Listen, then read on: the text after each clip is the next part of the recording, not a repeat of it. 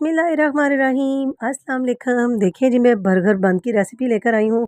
बहुत ही मज़ेदार, बाज़ार वाला लाकर आप यूज़ करना भूल जाओगे जब आप इसकी डिटेल से रेसिपी जो है वॉच कर लोगे। उसके लिए सबसे पहले देखिए, एक बाउल में मैंने तकरीबन आधा कप नीम गर्म पानी यूज़ कर रही हूँ और इसमें तकरीबन 1.5 चम्मच भरकर मैं इसमें चीनी यूज़ करूँगी, ताकि जो इसका जो प्रोसीजर है ज़रा फास्ट हो जाएगा। और इसको तकरीबन ये 10 ग्राम जो है ईस्ट है, तकरीबन 1 टेबल स्पून ही बनता है, वो फुल मैं इसमें पैकेट ऐड कर दूँगी और फूलने का तक जो है, इसका राइज़ होने तक मैं इसको छोड़ दूँगी। और ये देखिए, बहुत ही अच्छे से जो है हमारी जो ख़मीर है इंस्टेंट, बहुत ही अच्छे से फूल चुकी है ईस्ट। ये देखें, ये करने से ज़रा पता चल जाता है कि हमारी ईस्ट कितनी अच्छी है। ठीक है। इसमें इसको बड़े बाउल में डालूँगी, 1 टीस्पून इसमें नमक ऐड करेंगे, 1 अंडा ऐड करेंगे। ठीक है। और ये डो जो है, बर्गर बन की डो, आप इसको दूध में भी बना सकते हो। ऑयल डालेंगे 1/4 कप और इसके बाद 2 चम्मच भरकर दही डालेंगे, मीठा दही, ताकि हमारी डो जो है मज़ीद अच्छे से फूल सके।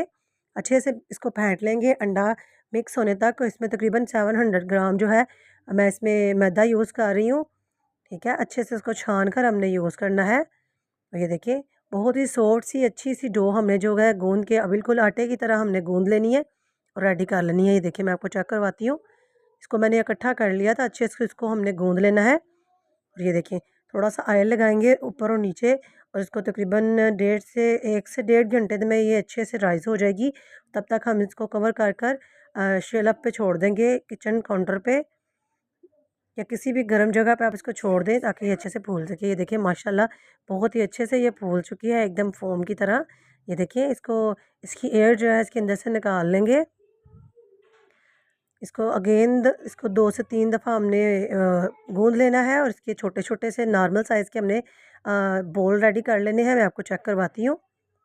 अच्छा, साथ ही साथ चैनल पर न्यू है तो चैनल को सब्सक्राइब कर लें और बेल के आइकन को क्लिक कर लें, ताकि आपके पास मेरी हर न्यू आने वाली वीडियो की नोटिफिकेशन जो है सबसे पहले आए।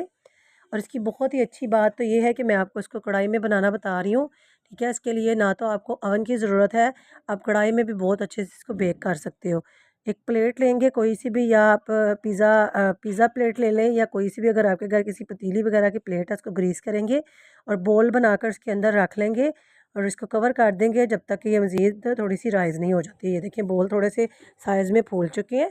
अभी इसके ऊपर हमने क्या करना है, आप इस पैन पे चाहे तो दूध लगा लें या अंडे की जर्दी लगा लें। ठीक है। कुछ भी चलेगा इसको अच्छा कलर देने के लिए। मैं इस टाइम अंडे की जर्दी इसके ऊपर लगा रही हूँ। सारे बंस के ऊपर अंडे की जर्दी जो है ऐसे अप्लाई कर लेंगे। और अगर आपको इसकी ज़िंगर बर्गर की रेसिपी चाहिए तो उसके लिए आपको मेरे चैनल को सब्सक्राइब करना पड़ेगा, ताकि आपके पास नोटिफिकेशन आ सके कि मेरे ज़िंगर बर्गर की रेसिपी जो है चैनल पर आ चुकी है। पर तिल स्प्रिंकल करेंगे और कढ़ाई जो है मैंने पहले ही गर्म करने के लिए चूल्हे पर रख ली थी और एक पतीली का स्टैंड मैंने अंदर रखा हुआ है। आप चाहें तो कोई कटोरी वगैरह रख लें और इसके अंदर बंद रखेंगे और उसको कवर कर कर हमने तकरीबन 45 मिनट लगे थे। 45 मिनट से 1 घंटा भी लग सकता है, लो से मीडियम फ्लेम के ऊपर। ये देखिए, माशाल्लाह आपके सामने बहुत ही अच्छे हमारे बर्गर बनकर रेडी हो गए हैं। मैं आपको चेक करवाती हूँ कि किस किस दम ये अच्छे से किस तरह सॉफ्ट बनकर रेडी हुए हैं। देखिए, जैसे ही मैं प्रेस कर रही हूँ, फूल के दोबारा ऊपर आ रहे हैं और बहुत ही अच्छे बेक हो चुके हैं। शक्ल पर ना जाइएगा, बहुत ही सॉफ्टनेस अच्छे से कुक हुए हैं। ओवन में इसका कलर और आएगा और कढ़ाई में इसका कलर और आएगा। देखिए, बिल्कुल परफेक्ट कुक है। ये देखिए, मैं आपको प्रेस करके भी दिखा रही हूँ कि कितने सॉफ्ट हमारे बर्गर बन कर रेडी हुए हैं। आप इनको रेडी कर कर रख सकते हो जब आपका दिल चाहे। इसके अंदर चिकन पैटी बर्गर बनाए, बीफ पैटी बर्गर बनाए या जिंगर बर्गर बनाए। आप इसको रेसिपी को ज़रूर ट्राई कीजिएगा और मुझे कमेंट सेक्शन में लाजमी बताइएगा। मुझे अपनी दुआ में याद रखिएगा। तब तक के लिए ओके बाय, अल्लाह हाफिज़।